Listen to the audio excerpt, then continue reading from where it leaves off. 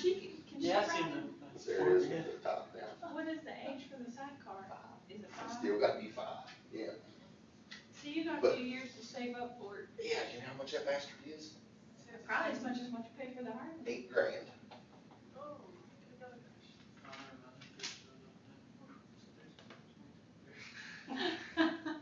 Money creates problems. Yeah, better than the smart cars. Oh, yeah. You, It's got an intercom system to where she can talk to me on a motorcycle when she's in it. I mean, it's pretty badass. I can imagine the convertible with the top down. It's like, right? I'll put her in there and just ride. Does he got seatbelts? Awesome. I think it's awesome. Yeah. But your car seat in there. It's pretty badass. Her and the dog. Will it be a pit bull or a big bulldog? No, it's a beagle. Oh, your buddy. Yeah. Oh, that dog loves her to death. He's got to sleep with her and everything. Really? Oh. Yeah, I can see what the beagle is. Big old ears flapping in the wind. She'll have her goggles on. That's what her mommy said I can see her down White Week right down the strip with Tommy next to her. Going to Sturgis and be like, come on, man. You and the dog, the wife, all on the Harley. Don't get much better than that. No. If you're like me, you just can't leave the dogs at home too much. They're my babies. Well, it's kind of good she can't ride in until she's 5. That'll get me kind of take the bike off. Oh, yeah, yeah. And then get that. Yeah, no doubt. Bad thing is I gotta go to Washington State to get it. And I gotta take my bike out there. So I'm gonna have to ride across the country to get it. Talking about how the radiator through his back. I've done it once. I went to Ontario, California on my bike. And then I went back from there to DC. Let me change this. Took me 3 weeks. I drove from Thankfully, here can to y'all hear me? Kansas. Yes. Yes. All right. Yeah, I rode from here to Kansas City, Kansas in 1 day. Talk to me again. See if I can hear you better. How's that? Okay, yeah, that's better. Before you all get into anything any deeper, I want to apologize to you. I was telling them before we turned the video on, I want to postpone today's test, and I hate to postpone tests. I really do, because I know you all studied for them and try to be ready, but I need to postpone this one, and it's 110% my fault. I had my, and I'm not giving you an excuse, I'm just telling you the background. I kind of rough drafted that test in last week after we talked about it. And I had my interview yesterday to see if they're going to keep me permanent or whatever. And I focused on that most of last week. And I pulled that test up this morning, going to print it off, send it to Beckley, and bring it over here. And when I got to looking at it, I realized that apparently a 3rd grader had prepared that test. It looked awful. It just wasn't ready for you all to use. And so 110% my fault. I wasn't ready, but I do want to postpone. Let's have the test Thursday. I'll lecture today. Again, I do apologize. It is 100% my fault. I thought I had everything, but I'm not ready. So, you know, if you're upset, please voice being upset with me. I do apologize. It didn't happen. I thought I was ready, but I wasn't nowhere near as ready as I thought, and I apologize. And I don't like for that to happen, but it did, and it is what it is. So if y'all are upset, please voice your anger at me. But I try very hard not to let that kind of stuff happen, and I'll try not to let it happen again. It will be ready Thursday. I have decided, though, that these last 2 weeks, we're going to cover media and social media in police work and in criminal justice. And I've decided that what I'm going to do with that, unless you all have a difference of opinion, is I'm just going to include these last 2 weeks on our final exam, and we won't test on them separate. Is that okay? Or would you all rather have a separate test on social media, mass media? Beckley, your opinion? We can include it on the final. You all right with that? You want to have a separate test?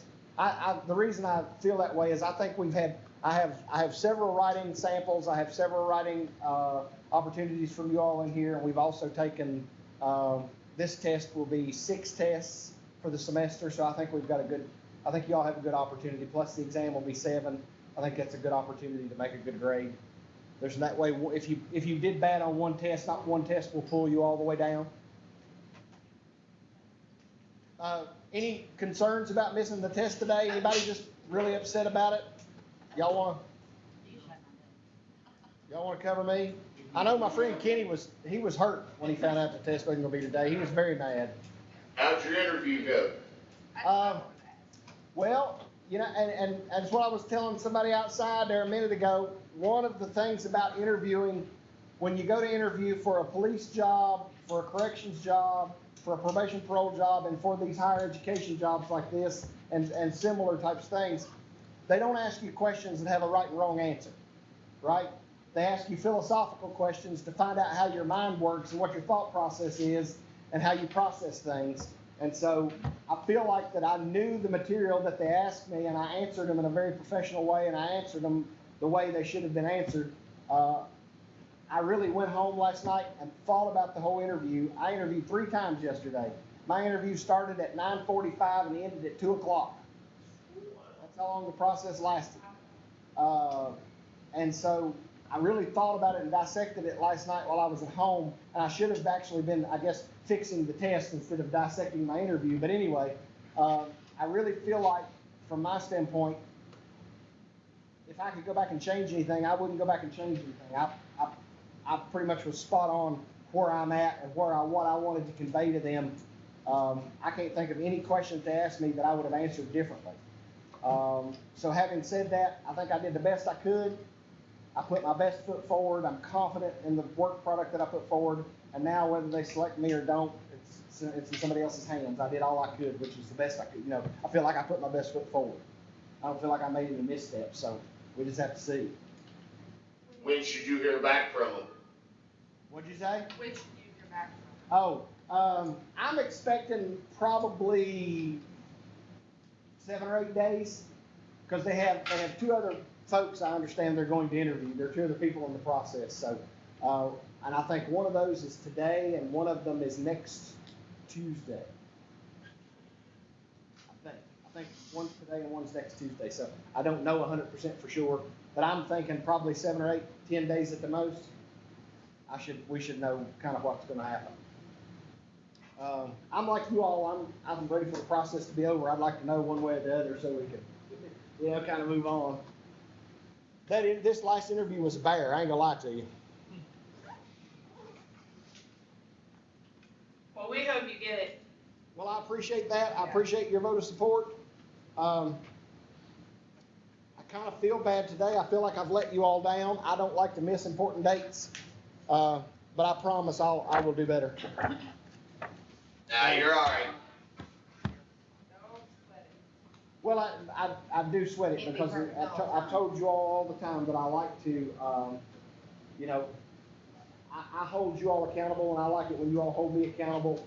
That's one of the things I like about my folks in Beckley. If I start sliding off and go off on a tangent, they're not afraid to pipe in and hold me accountable and have that conversation, and I enjoy that. I like to get those creative juices flowing, and I don't like to miss important, I've talked to you all about deadlines all the time, and we missed one today, and I don't like to miss them. It makes me feel like I've not done my job. But anyway, we're going to jump into media and criminal justice, and this is how we're going to close out the semester.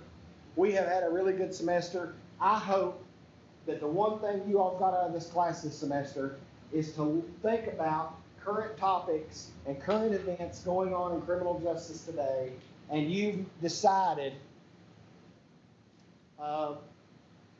or at least realized that you all have got to stay current.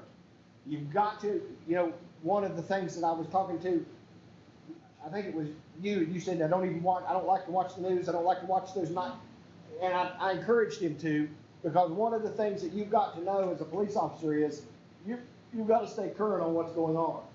You've got to stay current on what's going on what the prevailing winds are in the media, in society. You've got to stay current. You've got to be relevant. You've got to be involved in those situations. You can't completely withdraw, because then things are happening that you don't know anything about and you're not aware of, and it takes longer to react to those things. It's nice to be able to know they're coming and stay in front of them. You know, be ahead of that curve instead of behind it. It's easier to catch up. So, I want to start with you today by telling you a story about one of my favorite movies. And in this movie, it was a Western. I bet y'all could never guess that it would have been a Western, right? So in this movie, there is a, for lack of a better term, a mule skinner. And he's on a wagon, and he's riding through the prairie, and he is on his way to a military post to carry them provisions and supplies. And riding with him is a new lieutenant. You're going to have to stand still. Huh? You're going to have to stay still. Turn that we off. can't hear you when you move. All right. I'm going to kill this air conditioner right here. That'll help you. Huh? I understand. I'm sorry. They can't hear with this. Thank you. Does that help things? Yeah. All right. I knew that was going to be too much noise. So anyway, this mule skinner's riding across the prairie, and with him is this brand new lieutenant. And they're going to, the lieutenant's been assigned to this military outpost. And this mule skinner's carrying all these supplies to this military outpost. And it's a several-day journey from Fort Hays, Kansas, which is where they started, to this outpost where they're going to be. And as they start across the prairie, and they've been on the trail across the prairie for a day or so, they come upon a skeleton laying in the prairie grass. And in that skeleton is a couple of arrows sticking out of it. And those arrows sticking out of it, and they kind of pull the horse and buggy up, and the wagon up, and they look down at the skeleton, and the mule skinner turns to the lieutenant and looks at him and says, "You know what? There's probably somebody out east going, now why don't he write?" And that was, y'all were supposed to laugh. That was the punchline of the whole story. Well, the gist of that whole story is this. Back in those days, back in that time, there wasn't any way to communicate over long distances. There wasn't any way to get any information from point A to point B. The only thing we had back then to move things along and get a letter from the prairie at Fort Hays, Kansas, to wherever his family, that individual's poor victim's family was back out east, would have been what? You had to write it, but then what happened to it? How did it move? Come on, y'all. Pony Express. There we go. Now y'all are starting to think about some things. Right. Almost. That was World War I, was the carrier pigeons. Yeah. So Pony Express carried the mail back out east, and then it brought some mail west. What was the average time of delivery? We fuss now if we put a letter in the mail and it ain't there tomorrow. Probably weeks. Weeks. Yeah, probably about a month. Maybe even a month. After that, as we began to grow and we began to progress and technology began to come on, the next thing that happened was telegraph. As the West began to be settled and some things out east, we began to set up a telegraph and we began to communicate that way. Well, we move along and we move up several hundred years and you begin to use telephones. Now, I know a lot of you all don't remember this, but I'm going to share something with you that I had an experience. When I was a kid, telephones were on what the telephone company called a party line. Y'all know anything about a party line? Yep. Yes, sir. Yes. Yeah, well, yeah, maybe I'm not quite as old as I thought I was. Well, a party line, basically, for those of you all who don't know, is that there's 7 or 8 houses on one line. And every house had a particular ring. If it wanted to, if somebody was calling my house, I remember as a kid, our ring was 3 rings. If it rang twice, that was somebody else's house. Once was somebody else's house. And 4 rings was somebody else's house. You know? And different combos were other people's houses. But 3 rings was my house. Ring, ring, ring, ring, ring, ring. That was my house. That was when we knew to pick it up. And if you went to go use the telephone and you picked it up, you might hear somebody else's conversation. They might be on there talking. And you could sit there and listen. And they'd ask, who just picked up the phone? And you'd be like, not me, you know? So it's, what I'm trying to get at is that communication is grown and grown and grown and grown and grown, and it got to the point today to where now we have instant everything. Whenever something breaks, whenever the bombings happened in Europe, we knew about them within minutes. The whole world knew about them within minutes. When the bombings happened at the Boston Marathon and those updates came from the Boston Marathon, we knew about all that stuff in minutes. We had it in minutes all over the news coverage and all over mass media and all over these different things. And then you start to add in the aspects of Twitter and Facebook and all of the other social media things that begin to happen. And you have an instantaneous information age. You have all of this information that people back then couldn't have imagined. How did we get out in the Old West in the times when that poor skeleton was laying in the prairie grass with the arrows in him and the mule skinners looking at him saying, now why don't he, and somebody out east is going, now why don't he write? How did we as law enforcement get out that we wanted to arrest somebody who had broken a law in our town, and we wanted that broadcast? Wanted posters. Wanted posters. And where did those wanted posters go? Post office. Post office. And why did they go to the post office? Because everybody had to go to the post office to get their mail. Because everybody went to the post office at some point, right? Everybody, that was a social gathering place. That was the place to be. And so you had wanted posters. And some of the artwork on some of these wanted posters is absolutely awful. I would have denied it was me. You know? Because a lot of it was drawings. And somebody would have said, hey, that looks a lot like you. No, it don't. Can't be me. That's a terrible drawing. So then we move up in law enforcement and we go from these really, really, really archaic wanted posters in post offices to how do we convey that now? Where would you go if you wanted to find the FBI's 10 most wanted? Google. Internet. Internet. You go to the internet. You can pull it up right now. And you start to gather that information. So, let me throw out some pieces of information here to you that I've pulled up, and I meant to pull this up as we started class, but I was explaining things and didn't. Mr. Wright, Yes, were we really supposed to have a test today? we were. Okay.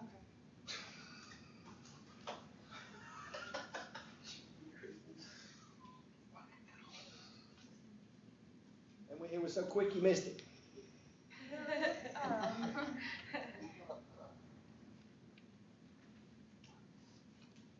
I'm just kidding, you didn't miss it. So, we've gone from back in the West to wanted posters to social media and to mass media having such an influence. And I want to bring to you social media use in crime prevention. Law enforcement officers use real-time social media information to anticipate public gatherings and protests in preparation and advance to maintain the peace. This company that I have here, it is LexisNexis. Y'all ever heard of them? Huge information company in criminal justice. And y'all gonna have to forgive me. This got to go. It's 10,000 degrees standing right here. It's cold this morning. They said they surveyed the respondents, indicated several real-world examples in which they prevented or thwarted pending crime, including stopping an active shooter, mitigating threats toward schools, and executing outstanding arrest warrants and actively tracked gang behavior.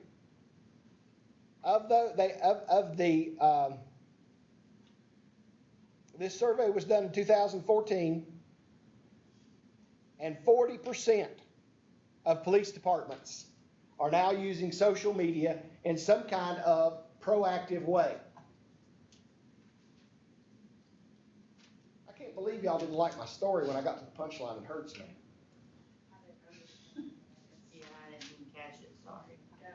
I'll do better next time. You didn't even laugh. Bless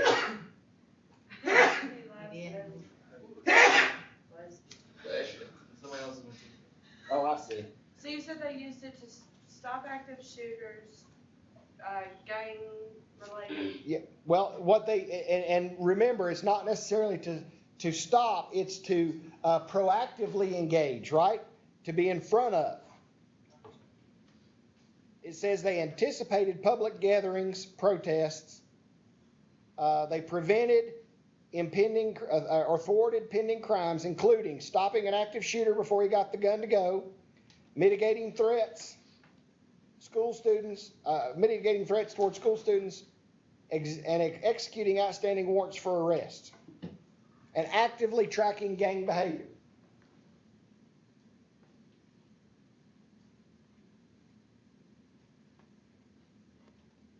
.34% of police departments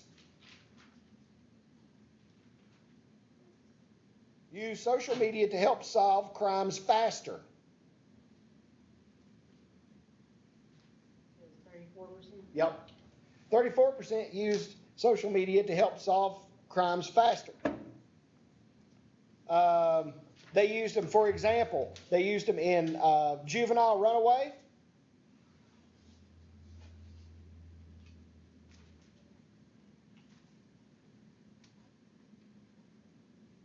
Quick identification of suspects.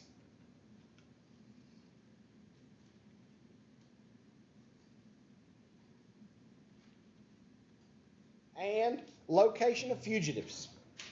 How would you track using social media? How do you track a runaway or a kid that has been abducted?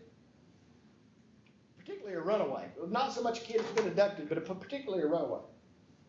Look and see who they've been talking to. You see, how are we going to do that? How are we going to see who they've been talking to? On their Facebook, with their messenger. A lot of times, kids now will check in at places with their cell phones automatically on Facebook without even knowing they're doing it. Right. And the other piece is, what is in almost every cell phone that works until you take the battery out? GPS. So that's another one. And you have to understand, I'm old school. I forgot about GPS in those phones. Whenever they start talking about GPS in the phones, it takes me a minute to get back on track because I'm so old school, I forget they got them. I have to have somebody younger around me to be able to take care of that.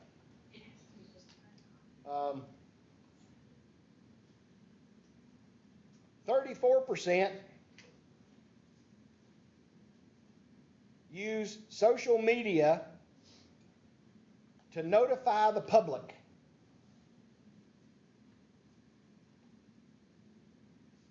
They Is that like notify Amber? Say again? Is that like Amber Alerts? It would be Amber Alerts, but it's also others. For example, here on this campus, we have an active shooter alert. We have an inclement weather alert. We have all of these alerts by social media that kind of should funnel through our police department here on campus. Same thing happens on those with police departments. If y'all want to see a social media account that's on 10,000, and I have some mixed feelings. They do a lot of social media work, and that's Tazewell County Sheriff's Office. Yeah, I've seen it. Tazewell County Sheriff's Office does a ton of media work. They have a Facebook page, they tweet, they do all kinds of stuff, and they are very, very active on social media. They put out a lot of information. For example, the murder that happened in Bluefield not long ago, they had a lot of that information right there on social media so the people could pull it up and read about it. Now, I'm sure they withheld some critical information and some sensitive information like the name of the victim and the name of the perpetrator and the name of the person they arrested and anybody that they interviewed. They withheld some of that stuff. But they had a lot of just general information right out there on Facebook and right out there on social media for folks to read and be aware of. They also included that information when they were searching for her when she was missing. They put that information on social media to try to help locate the female victim. I have mixed feelings about how much they do. I won't say it's bad, but I wonder what the long-term effects are gonna be. I'm interested to see what those long-term effects are gonna be. But if you all have time, pull up the Tazewell County Sheriff's Office Facebook page and look at their social media stuff. They are very, very active. They are really, really aggressive on social media. And so not only do they do Amber Alerts, but they do a lot of, even the lesser active shooter, missing persons, crime victims, most wanted. They have a lot of stuff going on there. Well, social media can also cause panic. It can, and it does. That's why I have some mixed emotions about how aggressive a police department needs to be, because you can cause people to absolutely send them into orbit. You can send a community into shock. However, I can also see when it's used properly, and I think back about this situation back to when they were looking for the Boston Marathon bombers, when they locked down a particular community, and I can't think of the name of that community, but they told them all to shelter in place. And one of the things that this 911 center had there on the outskirts of Boston that I thought was amazing is they had a system that they could program it and automatically call everybody in that community and tell them what was going on, right? Whether they answered and said hello, and they said, yes, this is a recording from the police department. We are having an active shooter situation in your community. Please shelter in place. We will notify you when it's safe to leave your home again. Or whether they left that message on the voicemail and the people got it as they moved through the house. I thought that, and that ability to do that with the technology that they had was really, really good, and it potentially saved a lot of lives. I don't know. Does that go? Say that again? Does that go back to the census of actually knowing who lives in that community to be able to have that programmed? Is that like with cell phones? Is that landlines? How is that? As far as I understand, all they had access to, 911 had access to, was landlines. And what happens, I was in on actually doing some of the groundwork, and I didn't do a lot, but I was in on some of the groundwork and doing a few things to put 911 into Tazewell County, and I got to see a lot more than I actually helped do. So I don't want to portray that I helped do a whole lot, but I got to see a whole lot of what went on in that 911.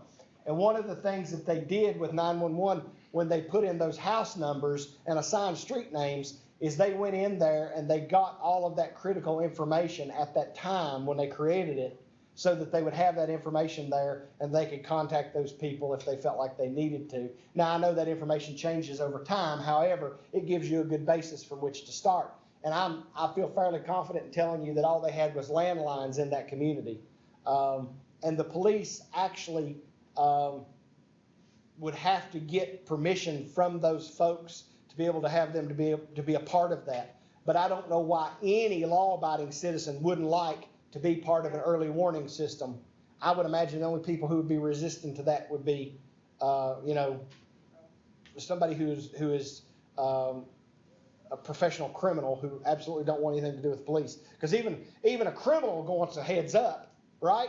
If he just robbed a bank and they give a call saying we're looking for a bank robber, he can answer it and say, well, they ain't found me yet, and hang up, right? Yeah. So at least he knows what time, he kind of knows what's going on. He gets a heads up. So even I would think even the criminals would want that, but that goes back to good planning and doing a lot of work and concentrating on social media. And that's off a little bit, but from what we're talking about with the social media, but it's kind of the same mentality. Being able to notify the public of an active shooter or some other major event on social media goes a long way. It helps. But I do agree with you. If you're not careful, you cause hysteria and panic. And if you put out misinformation, it also causes panic. One of the biggest things you got is you put out a Amber Alert or a missing child alert, and the child wasn't really missing. One of the ones I watched, they did an Amber Alert for a little boy, and they were looking for him and panicking. Everybody was looking for him everywhere. And he was on Nancy Grace giving an interview about, he was so tore up, he didn't know where his kid was. And about that time, they notified him that they'd found his child hiding in the basement. They didn't even search the house? There you go. That's what I was thinking. Before putting out an Amber Alert, though, wouldn't you think that'd be the first place you Well, somebody would have thought. That's a little. That perfect example of that's the John Benet Ramsey case. I mean, Yep. What? They looked for that girl for weeks before they searched the basement of the house where she was at. Right. That Well, he actually ended up, he was in serious trouble because he was alone in that balloon. But what ended up happening is they ended up figuring out at the end of that the daddy put him in the balloon and kind of turned him loose. Like, hey kid, good luck. No, I think he was actually in the balloon, wasn't he? I'd be interested to know whether he was actually in the balloon or in the garage, because I thought the dad kind of hoisted him up into the balloon and was like, oh no, the rope come loose. Oh, you know, yeah. Good luck. And I thought it was kind of one of those deals, but I mean, I could be wrong. I could be thinking about something completely different. Yeah, you know. Yeah, be safe. All right. The use of social media in criminal investigations has steadily increased. In 2012, when this survey was taken by LexisNexis, 32% of police departments surveyed were using social media 2 to 3 times a week. 32 to aid in investigations.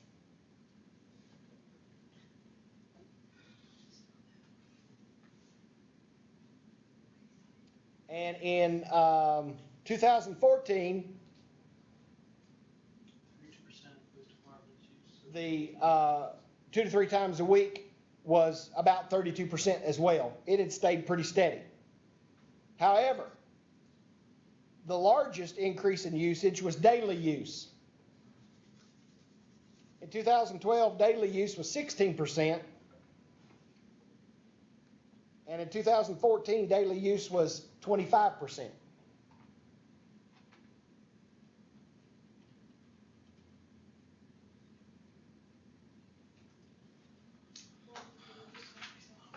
Uh, 16%.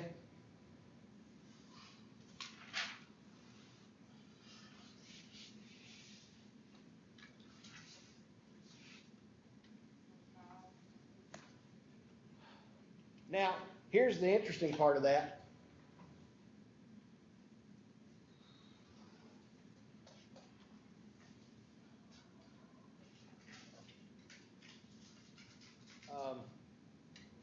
They asked him, what do you expect your usage to be next year? And in 2014, they expect their usage to, 44% of police departments expected their usage to significantly increase. So the trend is going up. They're going to use more and more social media.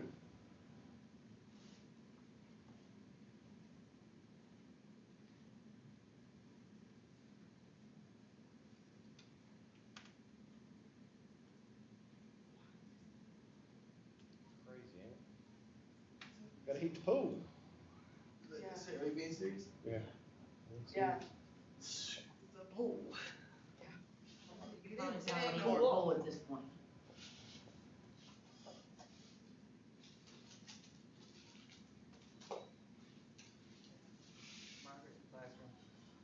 Yeah, really. All right.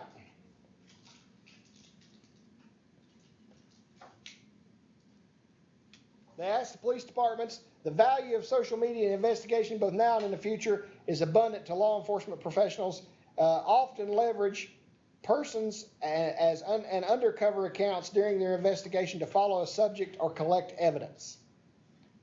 So, let's stop and talk about that a minute. What basically I just said is at some point, police officers create a fake account, create a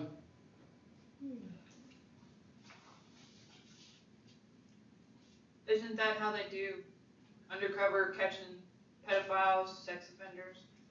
It is. Where does the line fall on entrapment? That's what I was gonna ask.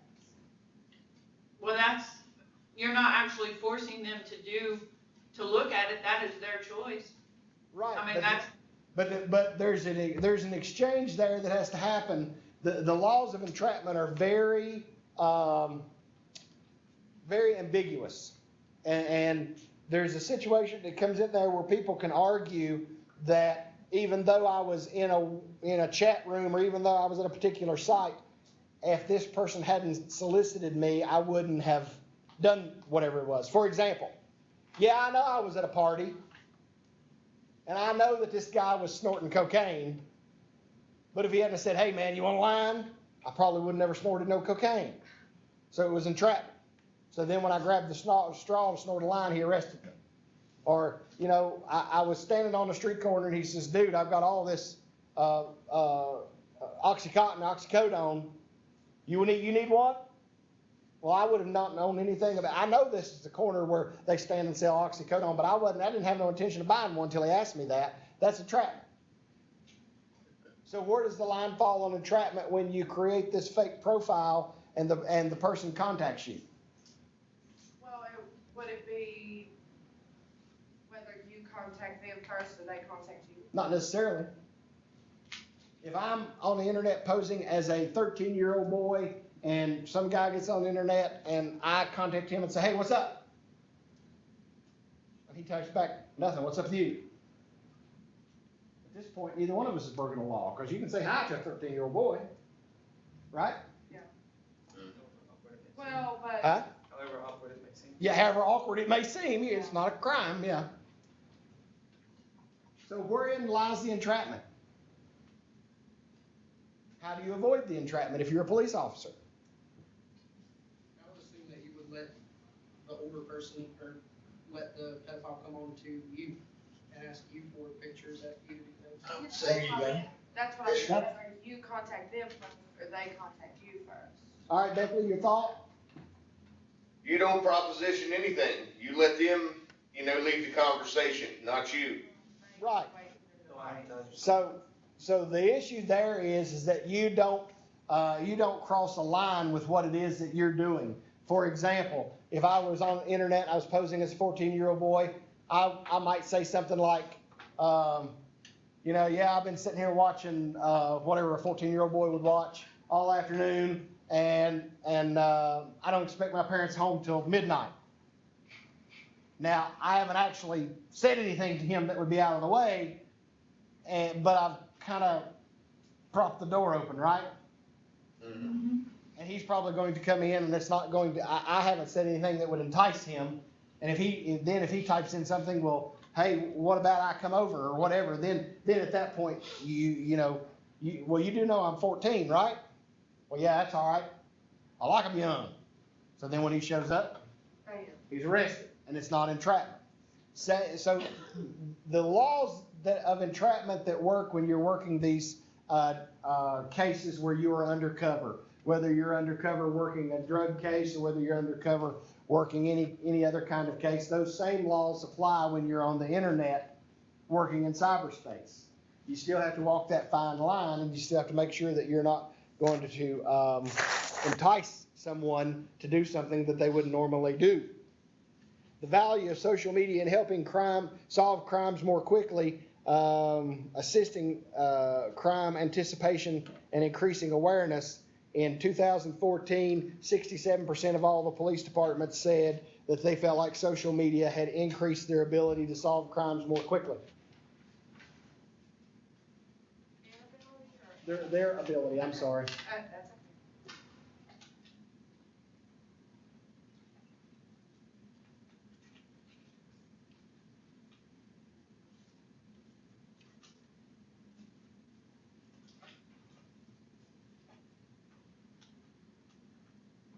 Get this other article to load, and I wanted to see it.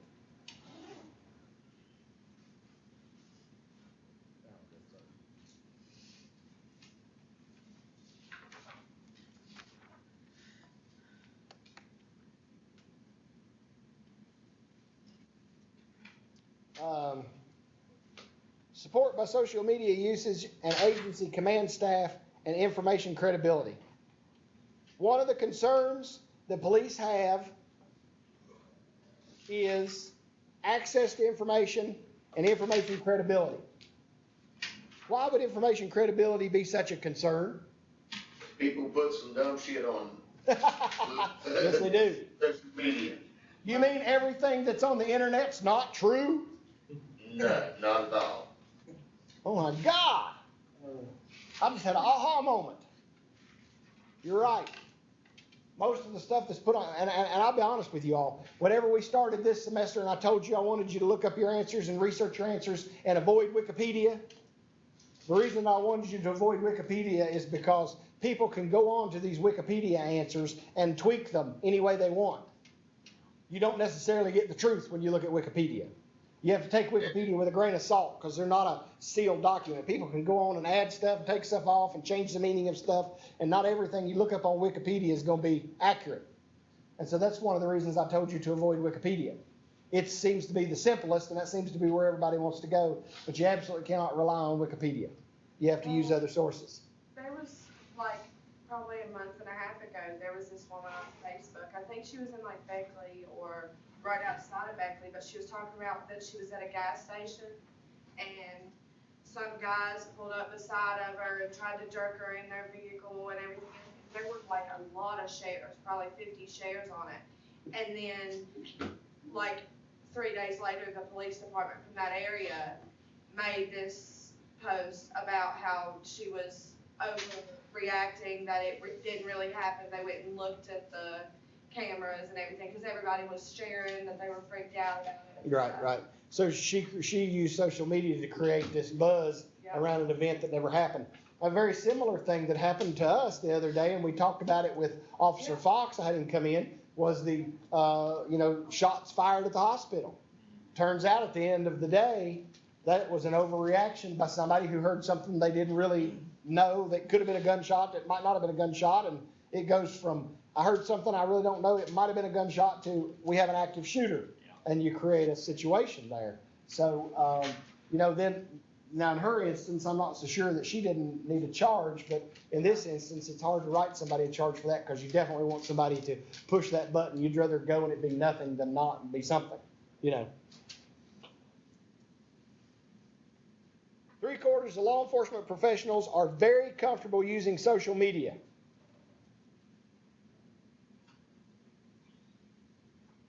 I bet that other quarter's your older crowd. I promise. I was going to read the rest of this sentence and make sure before I opened my mouth that I knew what it said. It's the rest of that sentence says 3/4 of the criminal justice professionals are comfortable using social media, and it says there is no difference in comfortability based on geography or location. So that's all across the United States, wherever you're at.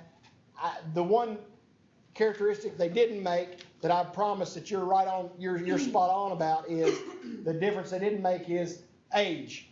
I promise your younger officers, your younger criminal justice professionals are the one who is proficient with it, because Facebook and all that other stuff, I don't even have a Facebook account.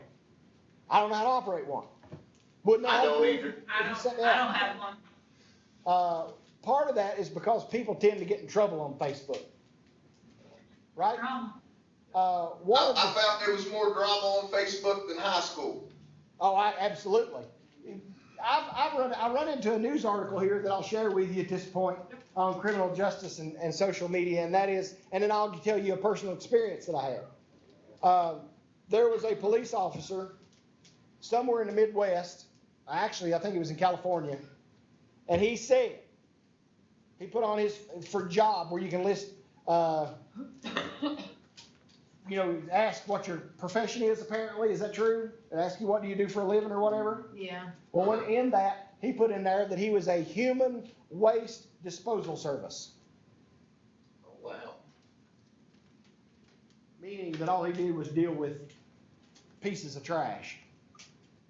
So whenever his chief found out about it, and they got so much flack from the other people on social media who called his chief and called the department to complain, he actually ended up getting terminated.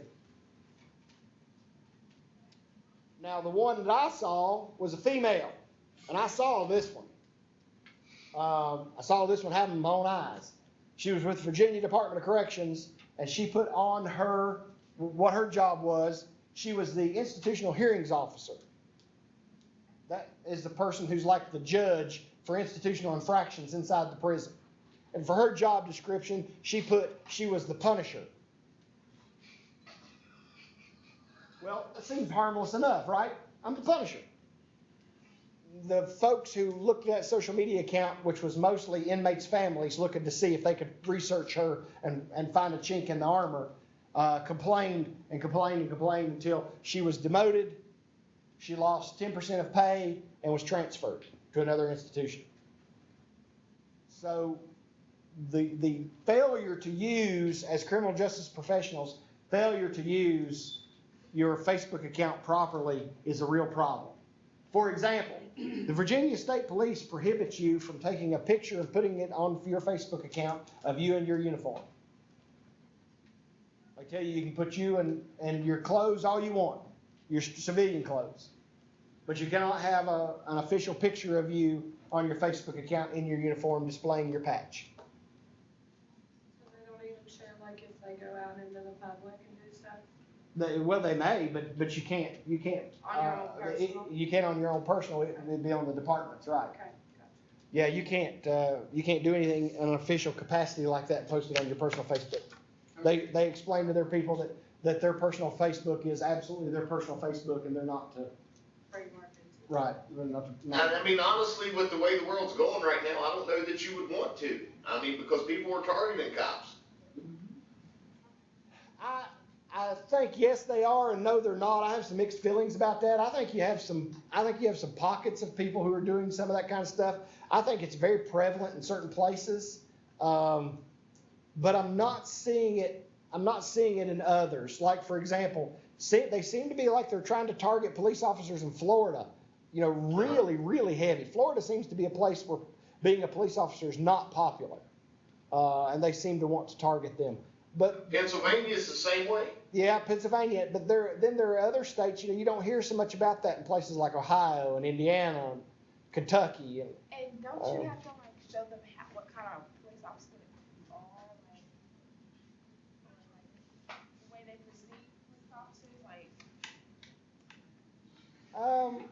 get in Maybe, their good yes. graces, maybe, Say that again. get in their good graces, maybe. Well, I think that some police, and again, I don't want y'all to think I'm anti-law enforcement. I don't, because I'm not. I love them. But let's be honest. If we're going to talk, let's talk honest. Some police officers bring on their own trouble. Right. Right? There's some police officers who get really, really hardcore, who really, really step on a lot of toes, and they bring on trouble that they don't necessarily have to bring on. Get big-headed. Well, and I'm not going to lie to you. Whenever they first hired me, I was. You know, I dispatched for a year. I was 20 years old when they hired me. I was a dispatcher for a whole year, and I was 21 years old when they put that badge and gun on me, and I thought that badge was that big around. You know? For about 6 months, I walked around with my chest poked out, and I tell you what broke me. I shouldn't tell you, but I will. I pulled over a guy for DUI one night, and he was in one of them old boat LTDs. Y'all know what I'm talking about? Them big old long boat cars. You know? Y'all know what I'm talking about, Beckley? Yes. And I pulled him over for DUI, and it was a guy on the passenger side, and I went over to the guy on the passenger side, and I got him out, handcuffed him, and put him in jail for drunk in public. Went back around to the guy on the driver's side, and I told him, I said, sir, you're going to have to get out of the car. I'm going to take you to jail for drunk driving. And he said, what if I tell you no? I said, mister, you're going to come out of that car one of two ways. You can come out your way, you can come out my way. It don't make no difference, but you're going to come out of that car. He said, can I think about it a minute? I said, take you a minute and think about it. Well, now, he had a big old scruffy beard that hung down like this, and he was kind of a heavier guy. And I done made up my mind that what was going to transpire is when he said no, I was going to reach in and grab him by that beard, and he's going to come out of that car, right? That's what I was going to do, because that badge was bad. I was big. I was just going to get him. He said, I think I'll just get on out and go on to jail with you. And I said, I think that's the wise thing for you to do. Y'all ain't kidding you. When he got out of that car, if he wasn't 6'6" or 6'7", he wasn't an inch. If he didn't weigh 350, 360 pounds, he didn't weigh nothing. The tops of his arms was as big around as my legs. And I realized right then that if I'd reached in and grabbed his beard, he'd have killed me. You football. Yeah, he'd beat me to death because he was a monstrous big dude. I couldn't put handcuffs on him. His wrists were so big, I couldn't put handcuffs on him. Glad he changed his mind. I had to use FlexiClub. The only reason I'm here today is because he changed his mind, because he'd have killed me, I promise. I had to use FlexiClub to put him on him.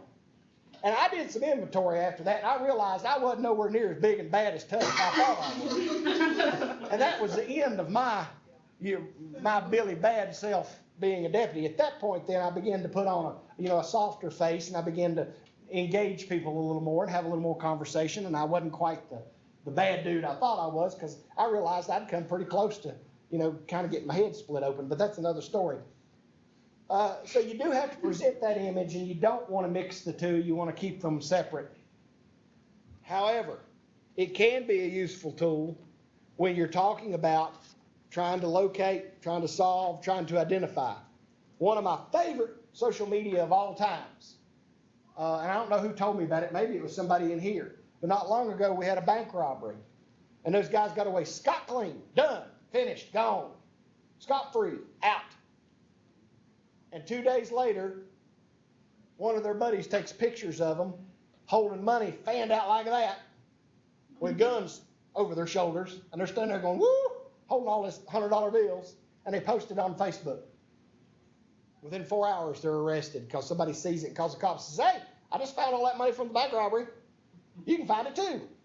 So the cops come in and arrest them. It happens. And you had the same thing happen in Beckley a couple years ago. A couple robbed a place, and then they was posting pictures of their motorcycle and car and all this they bought on Facebook, and that's how they caught them. Yep. It's an amazing that how convinced they are that nobody that matters is looking on Facebook. It's amazing.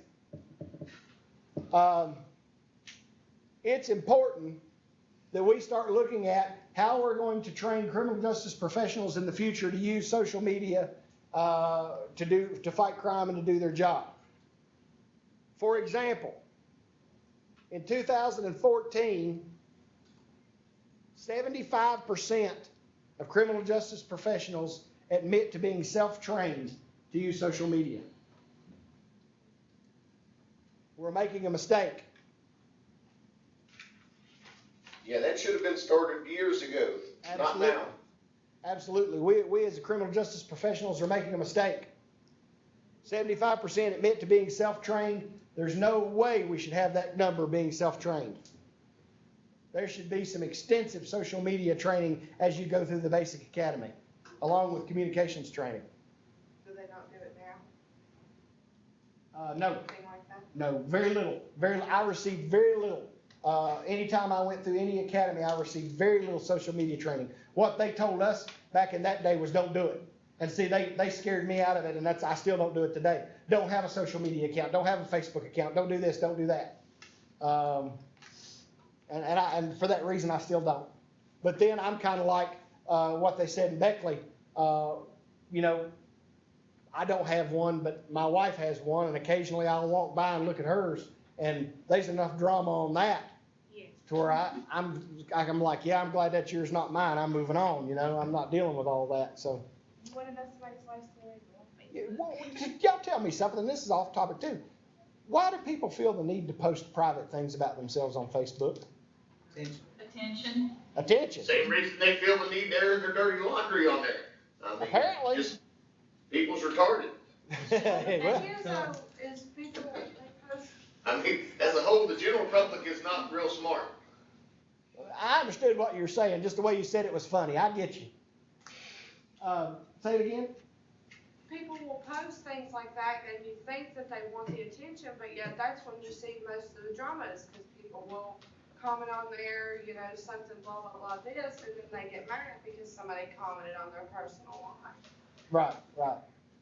Yeah, I'm a little confused as to one, why people want to put so much of their personal life on there, and two, what makes anybody else think they're capable of commenting on it. One of the biggest things I have, really, one of the biggest problems I got right now, I've got a 12-year-old daughter, and I have the hardest time in my life trying to convince her there's certain things in life that's not any of your business. Yeah. My daughter wants to be up in everybody's business. As they would say in prison, you were trying to get all up in my Kool-Aid. You're trying to get up everybody's Kool-Aid. You know? And I have a hard time trying to get, but it's a social issue. See, you got that one, didn't you?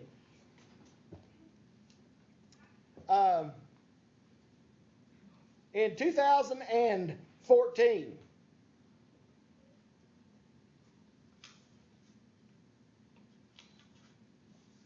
%,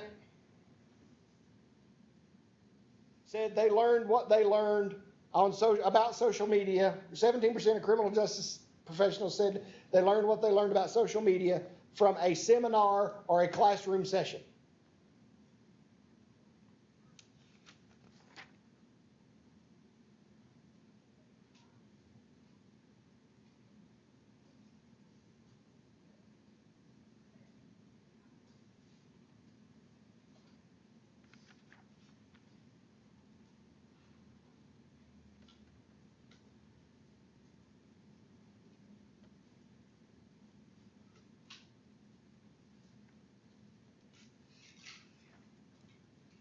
Yeah, I know it's miserable. I'm sorry. We're gonna wrap things up in just a few minutes. We're gonna have to have class in a different room next year. They're killing me if I stay here. This room's unreal.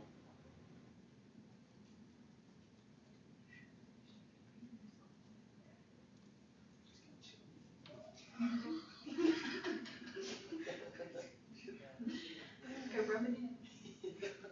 Sir, I got a question. All right? When it comes to social media, actually being an officer, if you're on your own private account, and people know that you're police, you put on there that that's your job, that's what you do, and you disagree with certain things politically, There will be repercussions. Yes. there will be. No, you're not entitled. You're not entitled.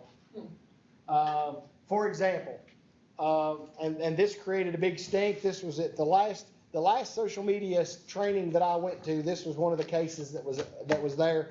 They hired a woman who does social media training all over the United States to come in and give us this. And this is one of the cases that she brought in. And I can't tell you exactly verbatim, but this is kind of what happened to her. She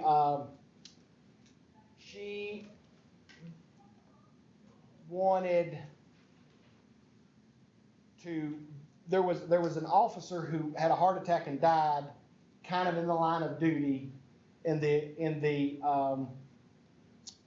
jurisdiction next to hers, right? So she asked for permission to go across her jurisdiction into the next jurisdiction in her cruiser, in uniform, to the funeral. And that was denied. And the reason it was denied is because it happened back when gas was at $4.35 a gallon. And the municipality said, we're not trying to be turds here, but if you want to go, you're going to have to take your own car. You can go in your uniform, but you have to take your own car. We can't afford the gas. We can't hardly afford the gas to keep the cruisers on the road to patrol, so we can't really justify sending you in a patrol car. You're welcome to go, but if you go, take your own car. We're not financing the gas. And she became irate with that.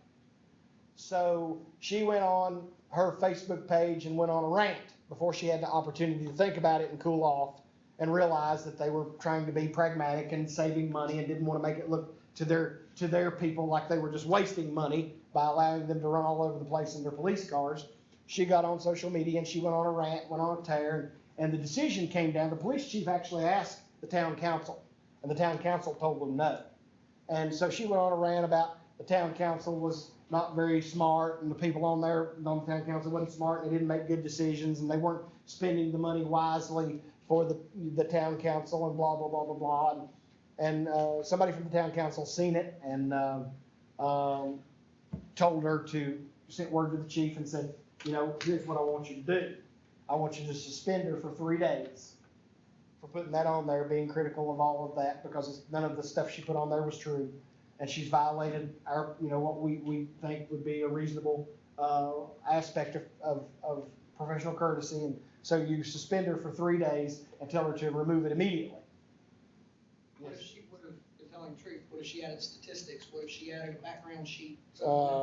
Something like that would, what you understand is you're a police officer 24/7.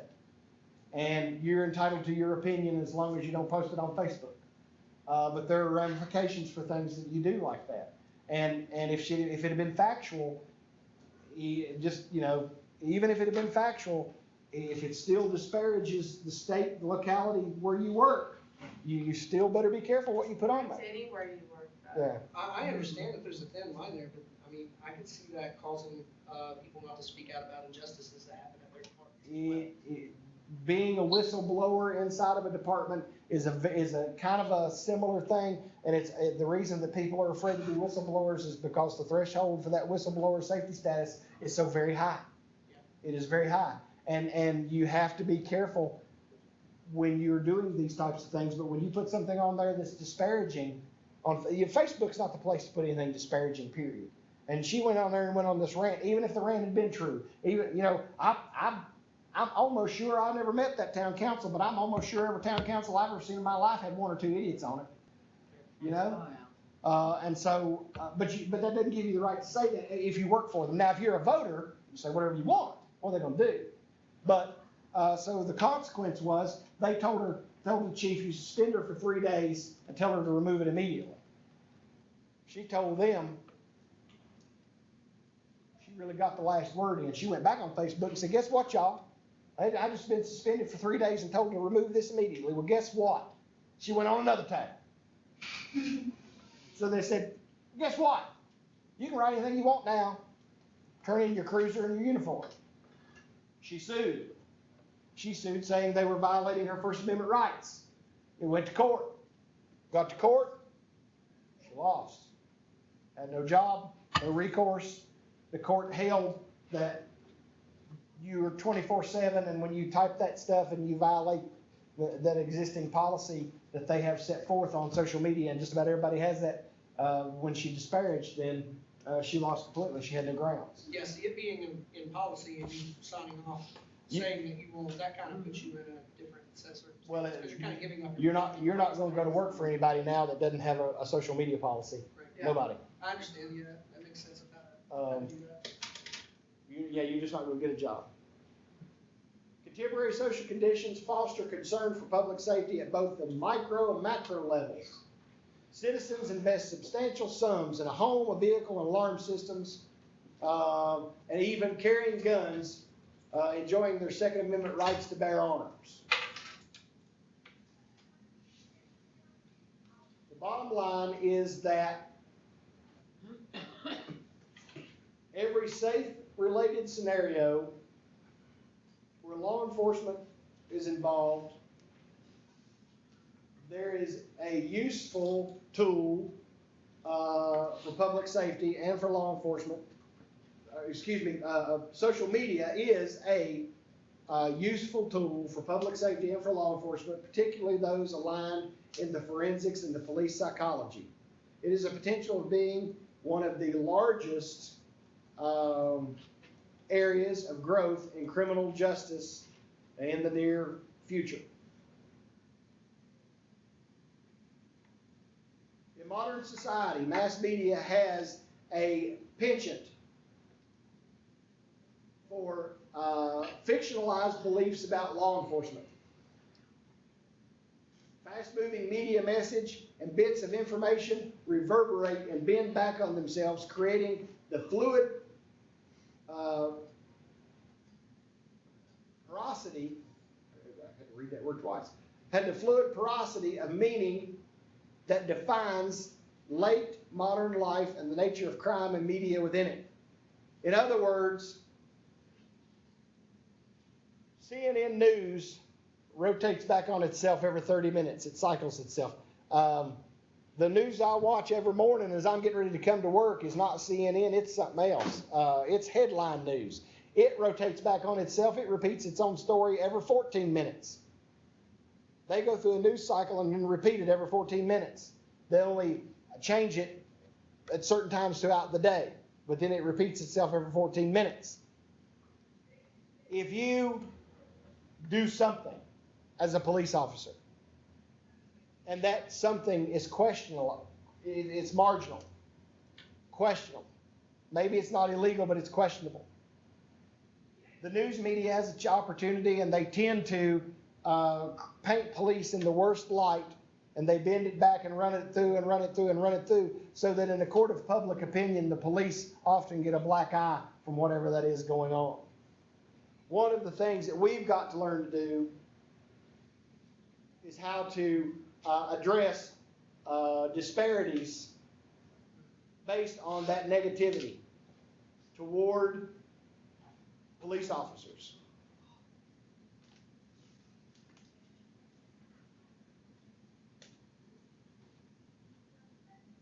One strategy for strengthening support of law enforcement is to create a constructive, interactionist, relevant to public safety that focuses on social, community, and institutional issues. Let me read that to you again, because that's the question. One strategy for strengthening support of law enforcement is to create a constructive interactions relevant to public safety that focus on social, community, and institutional issues. Gotcha. One strategy for strengthening support of law enforcement is to create constructive interactions relevant to public safety that focus on social, community, institutional issues.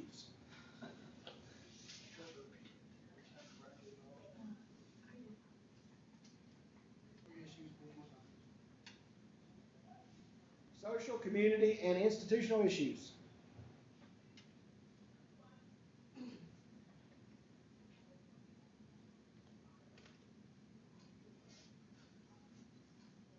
It is important for police to use social media to enhance relations within the community and enlist the community as a partner. It is important. I'm gonna quit after this sentence, y'all. I know we're burning up down here. I'm gonna wrap it up here after this sentence. I'm sorry. It is important for police to enhance relations within the community and to enlist the community as a partner in combating crime. What does that sound like to you all? Absolutely.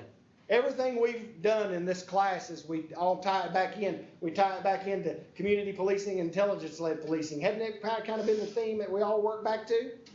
It tends to be where we're going with everything. All right, any questions before we wrap up? My group in here is burning up. They're about to die. Questions? All right, I'll see you all Thursday. Remember, we're testing on Thursday. I'll be ready. I apologize for not being ready today. We'll be ready on Thursday. No, go back. Forward. Forward. Yeah, my goodness. Y'all have a good one. Got to knock out as much as you can, and then we'll schedule. Thanks. Yes. I figured I'd go just because. All right. You let me know. I'll be happy. See you Thursday. Day shifter like that. I mean, I know, I had class with Fox. I think so too. I don't know if I can do which one. Okay, so test Thursday, right? Test Thursday. See ya, have a good day. John Boone. Test Thursday, was today's notes, are they gonna be on that test? Cause I was a couple minutes late, you may have mentioned that. No, today's notes are not going to be on that test. So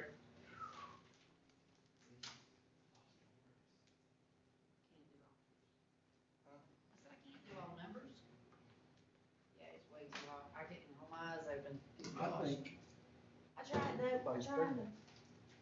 I've never drank an entire bottle of water in one glass before.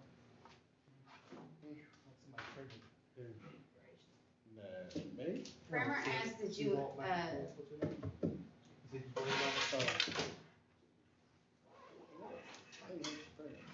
You hear it? No, I get the vibe. I mean, well, I ain't been on before. I mean, I'm not grown, but I'm just going on the wing.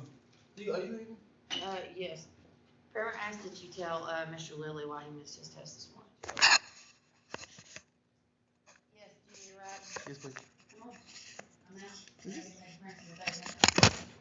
30 minutes. Yeah.